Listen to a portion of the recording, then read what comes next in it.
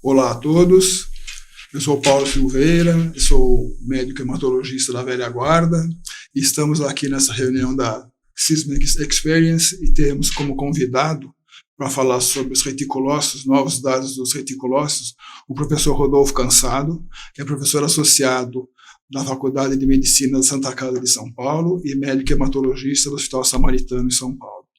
Ele vai nos falar a respeito de dados novos dos reticulócitos, que são super importantes para quem trabalha na prática hematológica, né, e tem uma experiência muito grande e é além de tudo, muito amigo, muito querido. Rodolfo. Olá, Paulo, é um prazer estar aqui com vocês. Agradeço a Seismic por essa oportunidade. E lembrar, Paulo, que nós fazemos parte de um grupo, né, de doenças do glóbulo vermelho e do ferro, e a gente tem trabalhado já, eu vou dizer, há mais de 30 anos, né, nessa área, e que tem tido cada vez mais interesse, né, na prática clínica pelos recursos novos, né, que ele tem trazido em relação a parâmetros laboratoriais. Então, para começar, Rodolfo, eu queria que você me falasse assim, a hemoglobina do reticulócito, o RET-HE, né, é um dado relativamente recente e tem sido muito utilizado na prática clínica. Né? Então, como é que ele é medido? O que ele é? Como é que ele é medido? Paulo, é importante lembrar que o reticulócito é uma hemácia ainda jovem, o eritrócito jovem, e que ele tem algumas partículas de RNA ribossomal, né, e o produto dele, justamente da eritropoese completa, é o eritrócito maduro, né, hemácia, o glóbulo vermelho.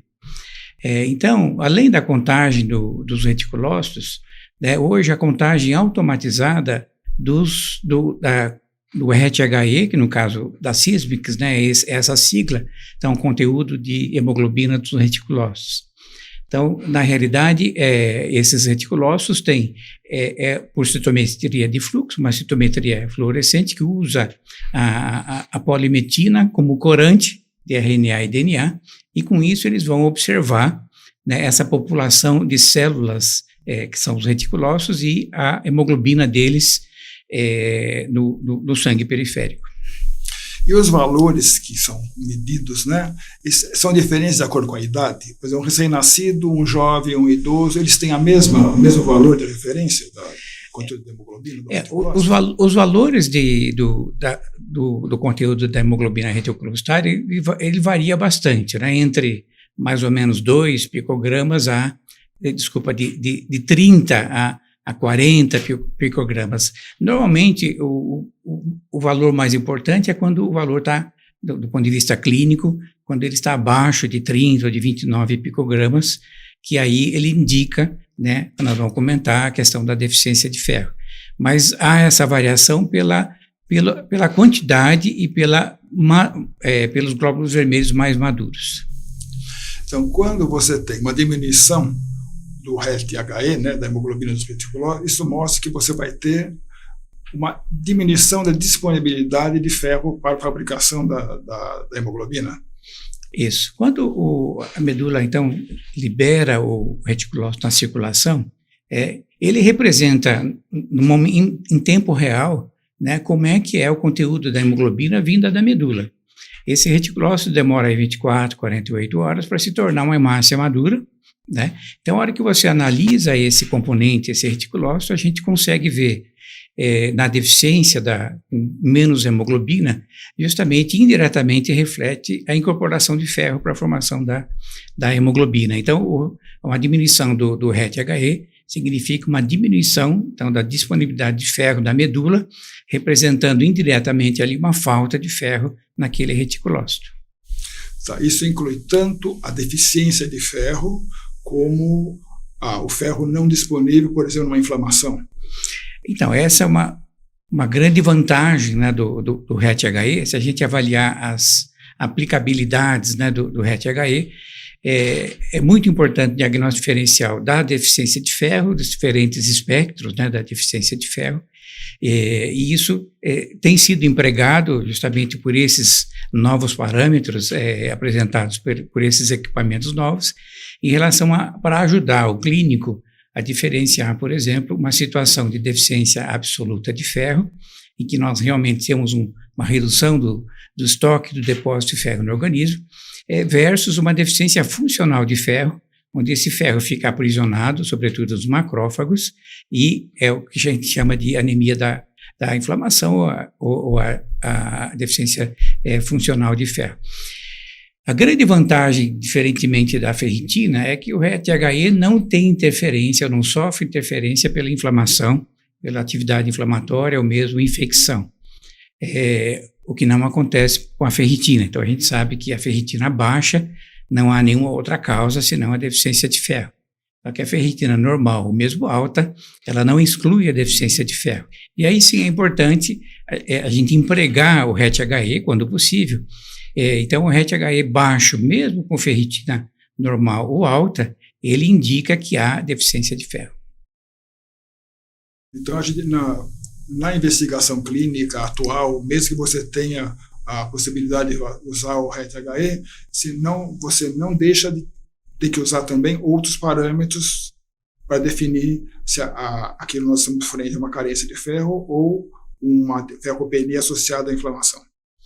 Sem dúvida, porque se a gente avaliar, nós temos aí 2 bilhões de pessoas com anemia, isso a nível mundial.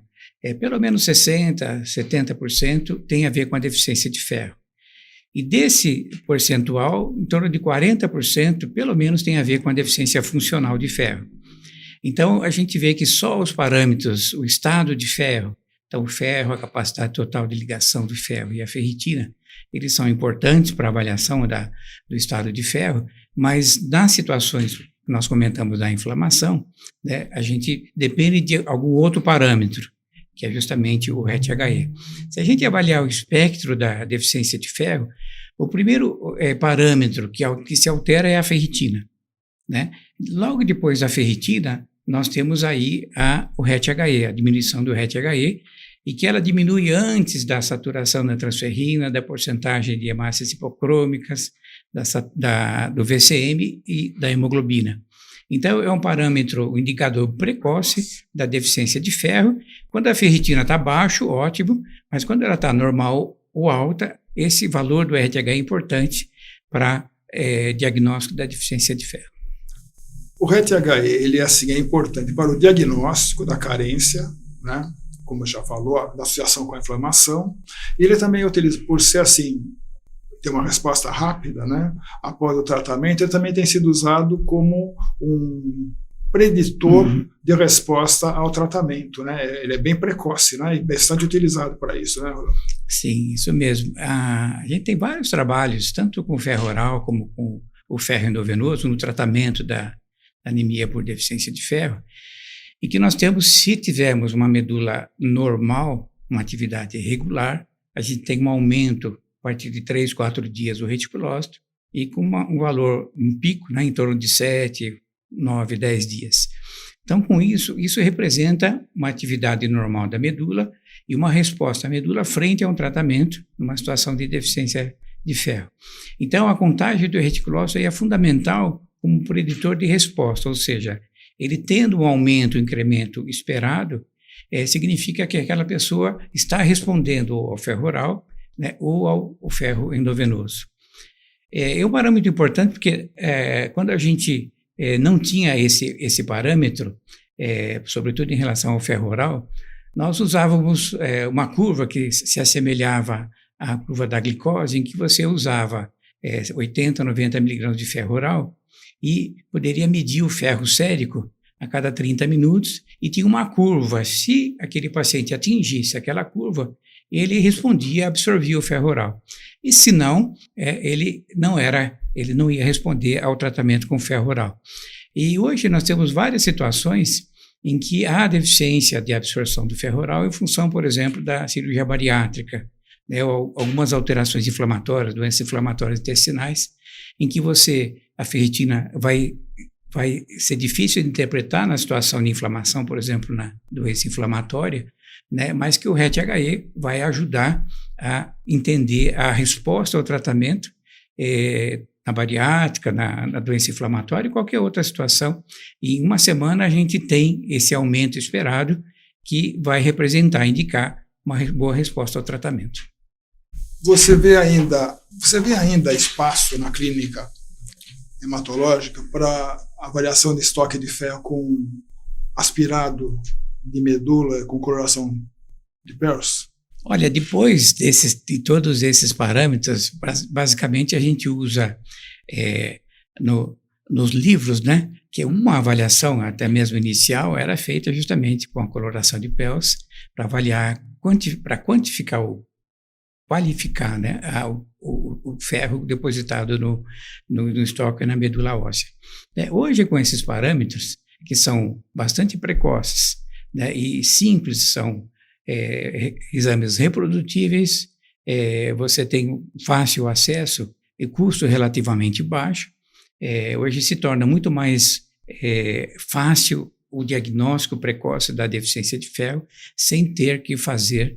Agora, numa situação de uma eritropoese ineficaz, onde há uma suspeita, por exemplo, de uma síndrome mielodisplásica, aí sim é feito por outros motivos para o diagnóstico da síndrome mielodisplásica. Mas em relação ao ferro em si, esses outros parâmetros suportam muito bem o diagnóstico da deficiência de ferro pelo sangue periférico.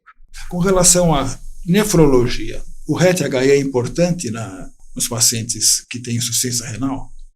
Sim, sem dúvida, Paulo. Na realidade, o RET-HE começou com a nefrologia, com o doente renal crônico em hemodiálise recebendo a eritropoetina. Por quê? Porque o renal crônico é um doente inflamado, normalmente eles têm valores de ferritina bem altos, e havia necessidade de se detectar, fazer o diagnóstico da deficiência de ferro, porque para otimizar a resposta do paciente à eritropoetina. Para a eritropoetina estimular a medula, a gente precisa ter a quantidade normal, reserva de ferro normal na medula óssea. Então, se começou a usar o RET-HE, visto que a ferritina era sempre alta, então o RET-HE baixo nesses pacientes, se faz a infusão do ferro, a maioria das vezes endovenoso, para o paciente em hemodiálise para receber a eritropoetina e garantir a eficácia da eritropoetina nesses pacientes. Muito bem. Você gostaria de fazer algum comentário final? Que nós estamos aqui terminando o nosso tempo. Acho que um aspecto importante que a gente tem que lembrar também, desfavorável ao RET-HE, são situações de doenças que afetam o síntese da hemoglobina, por exemplo, as talassemias. Né? Então, o RET-HE, em geral, está sempre abaixo do normal. Isso não quer dizer necessariamente que haja deficiência de ferro. Então, nessas situações específicas, a gente depende dos outros parâmetros do ferro, né? O ferro, a saturação transferrina, a ferritina, para fazer um correto diagnóstico de deficiência de ferro, no caso da talassemia. Gostaria de agradecer a presença do Rodolfo, que sempre traz novidades para a gente, sempre um prazer escutar o Rodolfo, e vamos em frente. Obrigado pela oportunidade.